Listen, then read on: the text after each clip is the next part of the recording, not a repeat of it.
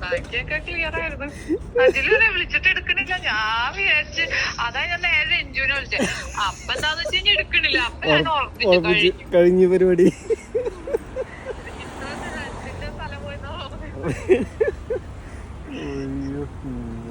ഞാനെടുക്കാതിരുന്നപ്പോ എനിക്ക് തോന്നി, പിന്നെയാണ് അവള് വിളിച്ചപ്പോ പിന്നെ ഞാൻ എടുക്കാതിരുന്നപ്പോ എനിക്ക് തോന്നിന്നോ.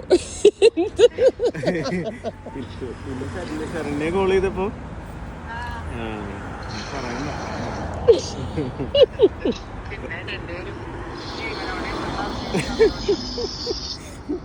അല്ല ഞാനും എടുക്കാണ്ടിരിക്കെ എന്തെങ്കിലും ഇതൊക്കെ സ്റ്റാറ്റസ് ഇടത്തിട്ട് ഇതെന്തായാലും നല്ലതെന്നാണ്.